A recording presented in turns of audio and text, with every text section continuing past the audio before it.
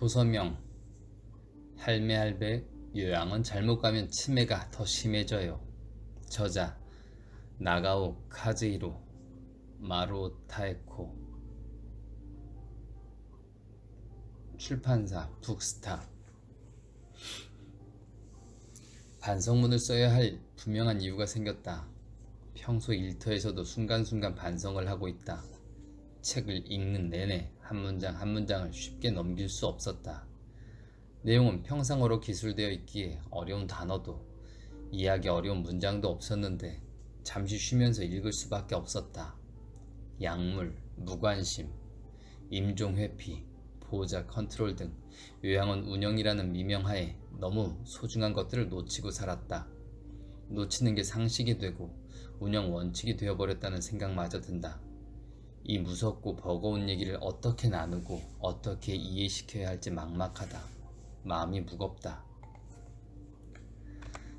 직설적으로 정리한 전대미문의 책입니다. 의료와 개호의 최전선에 있는 두 저자이기에 말할 수 있었던 생생하고 충격적인 이야기가 담겨 있습니다. 과연 마루라는 여성은 개호의 최전선에 있었다고 말할 수 있을까? 내가 생각하기에는 그렇지 않다. 전적으로 보호자 입장에서 바라본 요양시설을 얘기했다. 나가오라는 의사는 처방을 하는 당사자로 투약과 의료 차원에서는 십자가를 진 것이 분명하다. 요양보험 제도의 허와 실을 논하고자 한다면 요양원장, 요양보호사, 간호사, 보호자, 촉탁의, 건보공단 책임자, 최소 이런 구성으로 얘기해야 청사진을 내놓을 수 있을 것이다. 발췌 목록. 자의적 투약. 어머니가 입소한 특별요양 노인시설 이하 특양시설. 특양시설의 케어매니저 A에게 전화를 받고서야 어머니가 3월부터 낮에 수면제를 복용하고 있다는 사실을 처음 알게 되었습니다. 그러고 보니 어머니는 3월 하순쯤부터 무표정하고 이야기에도 반응이 없고 항상 졸려하시고 멍한 시선으로 숨소리도 거칠었고 침도 흘리셨습니다. 설마 낮부터 수면제를 복용하고 있었을 줄이야 상상도 못했습니다. 보호자 고견 묵살. 입장을 바꿔서 생각해보세요. 좀 더 나은 요양 방법이 있지는 않았을까요? 제가 이렇게 말하자 야간 근무자는 이용자를 위해서 어떻게 하는 것이 가장 좋을지 의논하느라 바빠요. 저희도 신경을 많이 쓰고 있어요. 약을 챙겨드리는 것도 버거울 정도라고요. 최근에 어머님께서 다른 이용자의 발을 계속 밟으셔서 그분이 아프다고 해서 보니까 얼음찜질을 해야 할 정도로 부어 있었어요. 그 이야기를 들은 저는 정말 죄송합니다 라고 사과할 수밖에 없었습니다. 제가 어머니를 시설에 부탁하고 있는 처지이긴 하지만 이는 마치 어머니가 인질로 잡혀 있는 것만 같았습니다. 초심 증발. 그곳 요양시설에 근무하는 대부분의 직원은 이용자에게 정도 없으며 이용자를 방치하고 보호도 제대로 하지 않고 있었습니다. 한마디로 그냥 돈을 벌기 위한 시설로서 약으로 이용자들을 학대하는 곳입니다. 소극적 법제화. 요양 직원의 수가 너무 적은 것 같으니 좀 늘려줄 수 없는지 케어 매니저에게 물었더니 지금 요양 직원의 수는 국가가 정한 기준에 적합하고 자원봉사 인원도 모집하는 중이라고 했습니다. 빠듯한 인원으로 구성된 요양 직원은 이것저것 해야 할 일이 너무나도 많습니다. 그 결과 이용자들은 제대로 된 보호도 관심도 받을 수 없게 되었습니다. 그 요양시설에 입소한 어르신들의 건강은 눈 깜짝할 사이에 악화되었습니다. 일본의 암대책 기본법. 2006년 일본의 암대책 기본법이라는 것이 만들어졌다. 1981년 일본인의 사망 원인 1위는 뇌졸중에서 암으로 바뀌었다. 지방 공공단체는 암치료를 전국적으로 균일화시켰고 방사선이나 항암제 치료 전문의 수를 대폭적으로 늘렸다. 또한 적극적으로 암 대책에 힘쓰자는 등의 캠페인을 대대적으로 열어 암을 특별한 병으로 승격시켰다. 일본 어디에 살아도 최고의 암 치료를 받을 수 있도록 만들어진 법률이지만 동시에 어두운 측면도 있는 것 같다. 즉 암은 암 전문 병원에서만 치료를 받을 수 있는 특별한 병이 되어버린 것이다. 인간으로서 최후를 맞이할 때 필요한 것은 항암 치료도 방사선 치료도 아닌 삶의 마지막 순간까지 곁에 있어주는 완화 케어이다. 그러나 암 대책 기본법이 생긴 이후에 가장 중요한 것이 빠진 것 같은 느낌을 지울 수가 없다. 다시 말하자면 법률이 암을 암 전문 병원이란 우리 안으로 몰아넣고 지역이나 생활이라는 시점에서의 암의 대책은 점점 그 중요성을 잃게 되었다. 의학 분야에서 유명하지 않았던 게이오 대학의 콘도 마코토 씨의 암 방지 치료라는 내용의 책이 날개 돋친 듯 팔린 것은 암 환자들의 쓴소리를 대변해 준 것이 하나의 요인이라고 생각된다.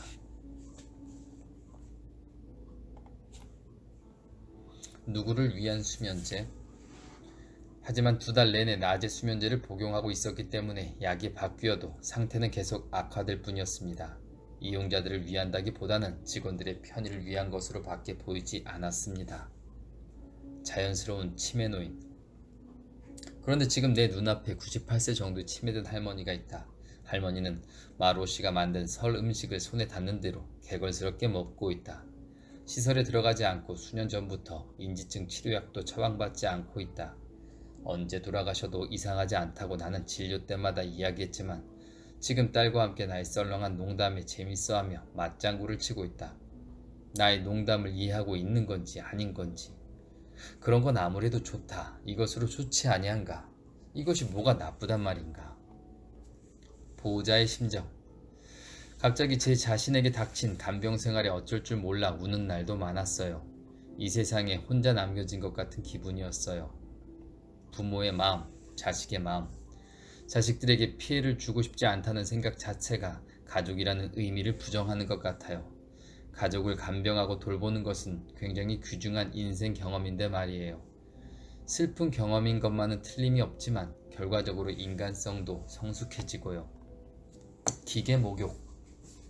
특수한 기기를 사용하여 움직이지 못하는 이용자들을 들것에 눕힌 채 또는 휠체어에 앉힌 채 목욕시키는 것. 특별욕이라고도 한다. 인지증이 진행되고 있는 이용자에게는 기분 전환은커녕 공포를 느끼는 사람이 많아 문제가 되고 있다. 그러나 이용자 수가 많은 시설일수록 기계 목욕을 선택할 수밖에 없는 것이 현실이다.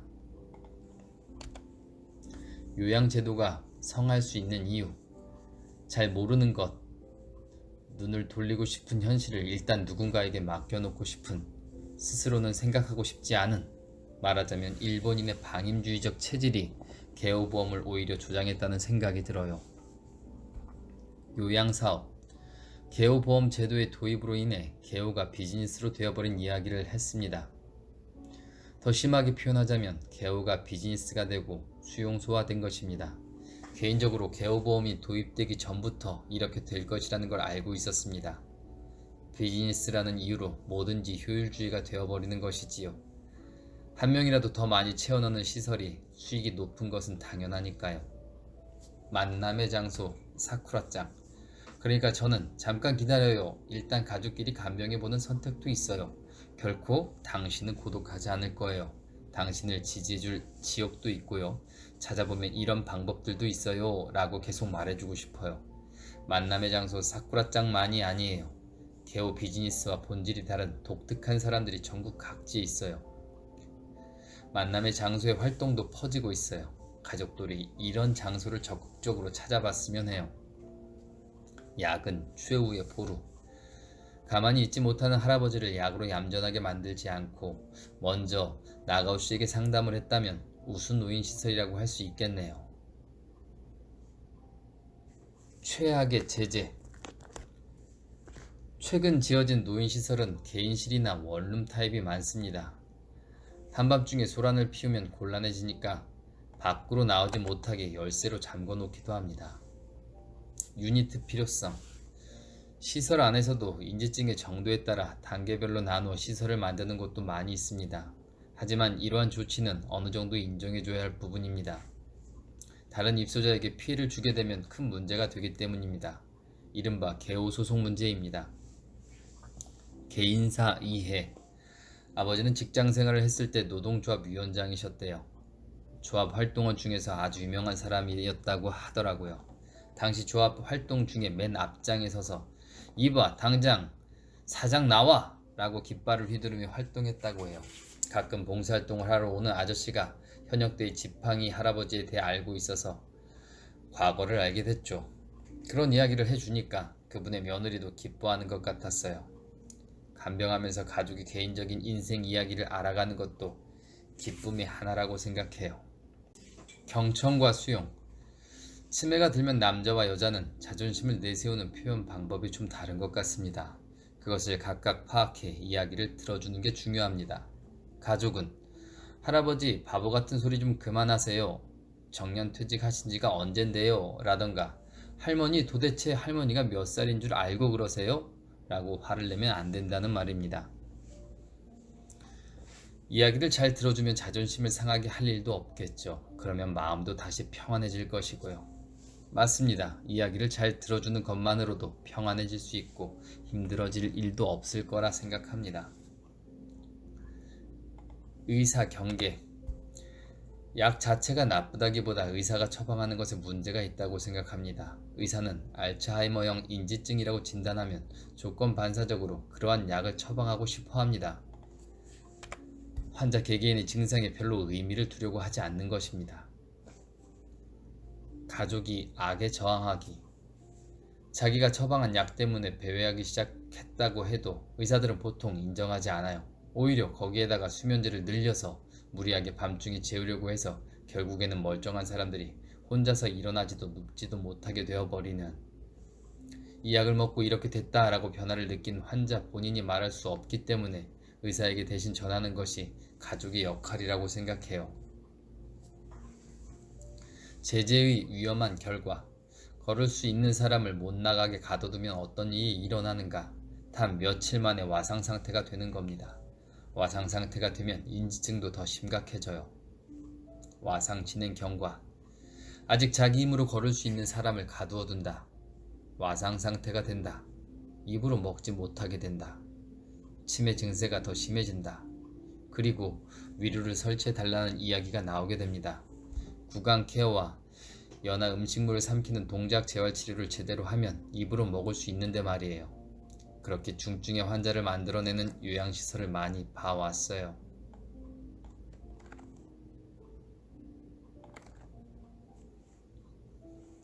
남자 간병인 특징. 간병을 받는 입장에서 보면 아들이나 남편에게 나 좀 서투르니까 라는 말을 듣는다면 참 힘들 거예요. 그리고 사회적으로 직업 높은 사람일수록 간병을 할 때 금방 칭찬이나 평가를 받고 싶어해요. 내가 이렇게 열심히 하고 있는데 아무도 나를 칭찬해주지 않네 라는 감정이 생겨서 금방 좌절하는 남자를 많이 봐왔어요. 그러니까 남성 간병인은 먼저 칭찬을 구하지 않는 것이 간병을 잘하는 방법이에요. 야마구치 미에. 많은 독자에게 편지를 받았다고 합니다. 그중 80%가 부모 세대의 편지였는데 이 책을 읽고 저는 치매가 들면 시설에 가기로 결심했습니다. 제 딸을 야마구치 씨처럼 만들고 싶지 않으니까요 라고 쓰여 있었다고 합니다. 이러한 독자들의 반응에 편집자는 맥이 빠졌다고 합니다. 그런 의도로 이 책을 낸 게 아니라 독신 여성을 독려하기 위한 것이었다고요. 하지만 세상의 반응은 예상과 달랐던 겁니다. 입소 신청 후 적응 완료. 어머니 부양을 시작하던 시점에서 신청을 해놓았지만 지난 10년 동안 생활 리듬, 부양 체계가 갖춰져서 행복하게 잘 살고 있다는 거군요. 대화 부재의 결과. 어머니를 그냥 방치해두고 심지어 혼을 내고 있었다는 거예요. 시설은 고급 호텔같이 훌륭했지만 개호 직원 중 어느 누구도 말 한마디 걸어주지 않아 온종일 그저 혼자서 멍하게 앉아 있었다는 겁니다. 입소한 지 며칠이 지나지 않았는데 눈에 초점이 없어지고 말을 걸어도 아무 반응이 없었다는 거예요. 시설 현실. 입소하기 전까지 어머니는 그 나름대로의 딸과의 저녁 식사, 대화를 즐기고 계셨을 거예요. 다른 이용자들과 화기애애하게 이야기 나누고 있는 걸 상상하는 사람도 있을지 모르겠군요. 하지만 약물로 얌전하게 만들어 놓은 사람들을 줄지어 앉혀놓을 뿐 화기애애한 분위기의 시설은 거의 없다고 보면 됩니다. 그저 매뉴얼에 따라 그림 색칠이나 장난감을 쥐어주고는 그걸로 끝이죠. 게다가 시설에 들어가면 갑자기 환경이 바뀌기 때문에 스트레스로 몸도 마음도 약해지니 충분히 일어날 수 있습니다. 라고 대답했더니 울면서 다시 화를 냈습니다. 그렇게 중요한 이야기를 왜 더 빨리 해주지 않으셨어요? 라고 훨씬 전부터 그렇게 계속 말씀해 드렸는데 말입니다. 하지만 실제로 시설에 들어가 보기 전까지는 얼마나 급격하게 약해지는지 가족도 알 수 없습니다. 딜레마 질문. 최근 강연을 할 때 청중에게 이런 질문을 합니다. 당신은 죽을 때 암으로 죽고 싶습니까? 아니면 인지증으로 죽고 싶습니까? 시설 선택. 요양시설 견학 포인트의 첫 번째, 약속 없이 갑자기 찾아간다. 그리고 입소자의 식사 시간을 노린다. 예약을 하지 않은 분께는 견학을 시켜드릴 수 없습니다. 라고 문전박대하는 곳이라면 이쪽에서 먼저 사양입니다. 그리고 직원하고 입소자가 따로따로 식사하는 것도 권유해드리고 싶지 않네요. 두 번째, 이유도 없이 너무 조용한 시설은 안 됩니다. 사람들이 모여있는 곳에서 들릴 법한 왁자지껄한 소리가 들리는 곳이 좋아요. 텔레비전 소리밖에 들리지 않는 시설은 의심해 봐야 해요. 세 번째로, 대부분의 입소자가 휠체어에 앉아서 생활하고 있는 곳은 안 됩니다. 제대로 걸을 수 있는 입소자가 거의 없는 곳도 같은 이유예요. 제 발로 걸어서 시설에 들어온 부모님을 단 한 달 만에 휠체어 신세를 지게 하고 싶습니까? 일단 휠체어 신세를 지게 되면 근육이 점점 줄어들어 와상 상태 생활로 접어들게 되기까지 수개월밖에 걸리지 않습니다. 네 번째, 식사하는 장면을 유심히 살펴라. 직원이 큰 숟가락으로 입에 음식을 억지로 넣어 먹여주는 곳은 절대 들어가면 안 돼요. 이용자가 자기 입으로 밥을 못 먹게 된 건 어쩌면 요양시설 때문일지도 모른다는 의심을 해봐야 해요. 아무리 시간이 오래 걸려도 본인들의 속도에 맞춰서 천천히 먹게 하는지, 그리고 맛있게 먹고 있는지, 인생의 마지막에 남는 것은 먹는 즐거움이에요. 그 즐거움을 빼앗아가는 곳은 생활 전부를 빼앗아가는 곳이라고 해도 과언이 아니에요. 도대체가 대부분의 시설 음식은 너무 맛이 없어요. 그리고 최근에는 큰 배달 업체 도시락을 주문하는 시설도 있어요. 이런 경우 음식이 식어버리기도 하고 음식의 풍미도 없어져 버려요. 소독약 냄새가 나는 식은 도시락이 맛있을 리가 없어요. 다섯 번째, 터미널 케어를 경험해본 직원이 있는가 없는가. 노인시설에서 일하면서 한 번도 죽음을 본 적 없는, 보는 것을 두려워하는 직원이 늘어나고 있습니다. 제 입장에서 보면 시설의 터미널 케어 상황은 심각한 수준입니다. 요양시설을 마지막 거처로 정했다면 입소자에게는 그곳에서 죽을 권리가 있다고 봅니다. 그런데 아무것도 모르는 직원이 멋대로 구급차를 불러 가능했던 평온사가 불가능하게 되어버리는 경우가 많습니다. 의사의 무지. 최근 재택의료에 종사하고 있는 의사들에게 개요복지사가 어떤 직종인지 아냐고 물어보면 아는 사람은 단 한 명도 없었다. 사회복지사나 헬퍼에 대해서도 자세히는 잘 모르겠다는 의사가 대부분이었다. 또 어느 암센터에서 재택의료에 대해서 강연했을 때는 한 의사에게 케어 매니저와 헬퍼가 어떻게 다르냐는 질문을 받기도 했다. 의료 종사자는 요양 종사자에 대해 관심이 별로 없고 요양 직종이 어떤 직종인지도 잘 모르는 것이 현실이다. 인지증 환자 사고 판례. 인지증에 걸린 남성이 선로로 난입해 전철과 충돌의 사망 사건으로 가족의 안전대책이 불충분했다는 이유로 JR 도카이가 유족들에게 열차가 지연된 것에 대한 손해배상을 청구했다. 나고야 지방법원은 9일 남성의 아내와 장남에게 약 720만엔에 해당하는 청구 전액을 지급하라는 명령을 내렸다. 판결에 의하면 남성은 2007년 12월 아이치현 오부시의 쿄아역의 선로에 들어가 도카이도 본선의 열차와 충돌하여 사망했다. 이 남성은 같은 해 2월에 항시 개요가 필요하다라고 여겨지는 인지증 고령자 요개오 4를 진단받았다. 우에다 재판장은 동거자인 아내가 잠시 눈을 뗀 사이에 남성이 밖으로 나간 이유로 사고가 발생하였으므로 아내는 남편의 감시를 게을리한 과실이 있다라고 인정했다. 분가하여 따로 사는 장남에 대해서도 감시할 의무가 있음에도 배회를 방지할 적절한 조치를 취하지 않았다라고 지적했다. 남성의 가족은 어머니는 당시 85세로 항시 감시하는 것이 불가능하다고 주장했으나 우에다 재판장은 개호 헬퍼를 고용하는 등의 조치를 취하지 않았다고 지적하고 남성의 개호 체제는 개호자가 항상 눈을 떼지 않도록 하는 것이 전제로 되어 있으면 과실에 책임을 회피할 수 없다라고 했다. 사건의 시사 85세 요개호 1할머니에게 그런 판결을 내리다니 말도 안 돼요. 사법이 모두 책임을 유가족에게만 물으려고 한다는 것에 너무 화가 나요. 결국 인지증에 걸리면 어딘가에 가둬놓고 감시를 게을리하지 말라고 나라에서 지시하는 것처럼 밖에 안 들려요. 곤도씨 지론 인지증은 기억을 잊는 것이 아니라 새로운 것을 기억하지 못하는 것이라는 것이 곤도씨의 지론이에요. 옛날부터 해왔던 일은 옆에서 도와주면 앞으로도 할 수 있을 거예요. 관계성 질병 저는 인지증은 사회적인 입장에서 보면 뇌의 질병이 아닌 관계성의 질병이라고 생각합니다. 건망증이 심해지거나 자신이 앞으로 어떻게 될지 모른다는 불안감과 공포감이 근저에 깔려 있으며 사람과의 관계를 잘 이어나갈 수 없게 되죠. 그런 의미에서 인지증이라고 불리는 것은 소위 질병이라고 불리는 다른 병명과는 전혀 다릅니다. 그리고 약으로 치료할 수 있는 범위도 한정되어 있습니다. 인지검사의 허와 실 게다가 인지증에 걸린 사람은 낯선 장소에 가면 제대로 해야 한다는 생각에 뇌 상태가 평소보다 더 명료해지는 경우도 많이 있어요. 그래서 평소에는 할 수 없던 것을 의사 앞에서는 할 수 있게 되거나 반대로 평소에는 할 수 있는 것을 긴장한 나머지 못하게 되는 경우도 있어요. 인지 증상은 진료실 안에서가 아니라 일상생활 속에서 나타난다는 것을 의사들은 알고 있기는 한가요? 고지의 논란 의사라는 이유로 가족을 그런 잔인한 상황에 놓이게 할 권리가 있나요? 일본에서는 어떤 방법으로 전달했을 때 당사자의 충격이 가장 적을지에 대해 고지 전에 가족에게 의견을 묻는 경우가 있습니다. 저는 이 방법이 일본스럽다고 생각합니다. 철저한 개인주의인 미국에서는 절대로 이런 방법을 취하지 않을 겁니다. 애당초 고지라는 것은 미국에서 온 것이니까요. 병원의 유래 본래 병원이라는 단어의 어원은 전염병 환자를 모아두는 곳이라는 뜻에서부터 생겨났습니다.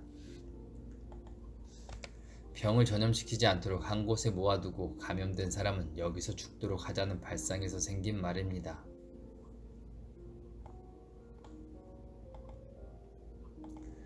구인의 현실 유감스럽게도 요양업계는 젊은 사람들의 감수성을 키우는 현장이 거의 없어요.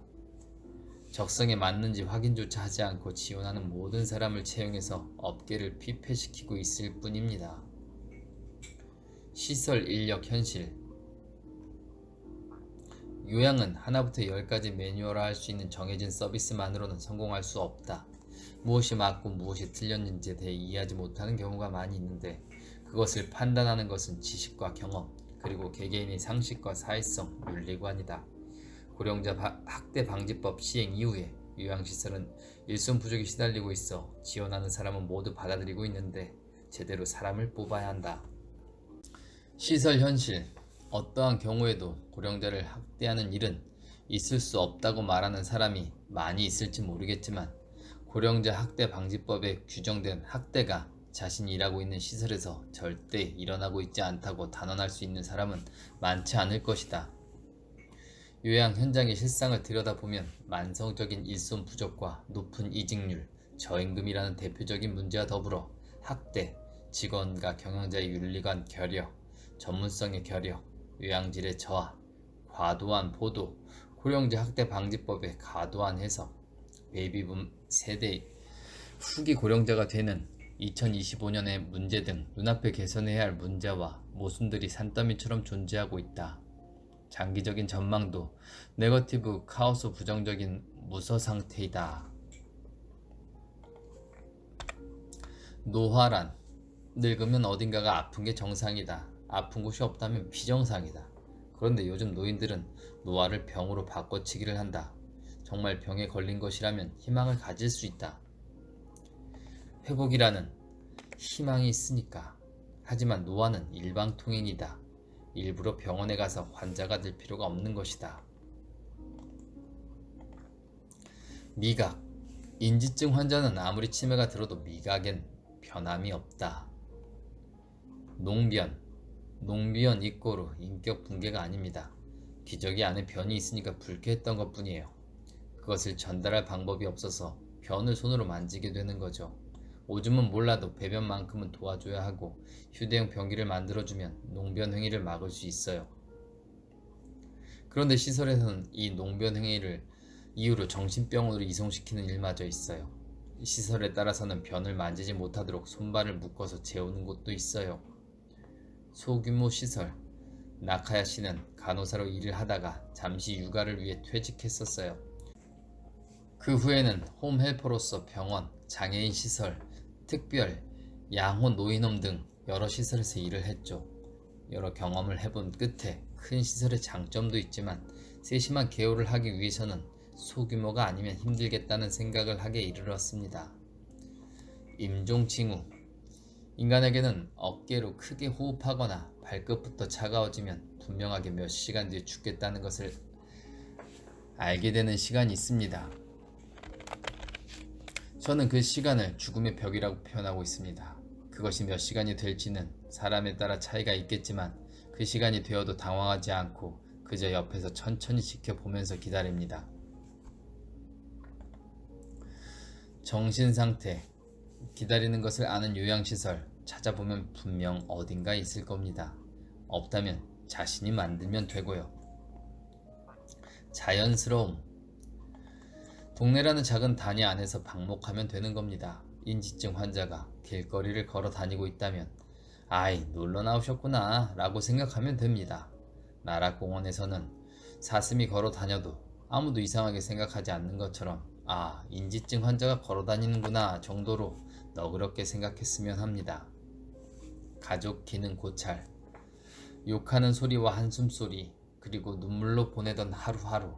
그러나 좋고 싫음을 떠나서 가족이라는 것은 이런 거구나 라는 것을 할머니와 어머니의 관계를 통해 배운 것 같다는 생각이 듭니다. 사람이 늙는다는 것, 사람이 죽는다는 것 또한 배웠습니다.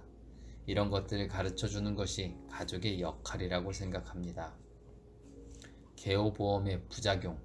본문에서도 말했습니다만 핵가족화, 생활 방식의 변화, 그리고 개호보험 제도가 이러한 소중한 배움의 기회를 빼앗아가 버렸다는 생각을 하지 않을 수가 없습니다. 마지크루. 아무리 바빠도 매일매일 마지크루를 실천해 주시는 나고 씨에게 너무나 감사드립니다. 치매 노화 속도. 인지증이 직접적인 사망 원인. 인지증의 권위자 하세가와 씨, 마리안나 의과 명예교수. 하세가와 씨에 의하면 인지증에 걸린 사람의 노화 속도는 인지증에 안 걸린 사람보다 약 3배 정도 빠르다고 한다. 폐용성 증후군. 요양시설에 입소한 뒤 지금까지 했었던 일, 하고 싶은 일이 없어지면 몸도 정신도 그 기능이 급격하게 쇠약해진다. 이것을 폐용성 증후군이라고 부른다. 이 증후군이 생기기 전에 반드시 눈에 빛이 없어지며 표정을 점점 잃어가기 때문에 시설에 문병을 가면 반드시 할아버지 할머니의 표정을 잘 관찰하길 바란다.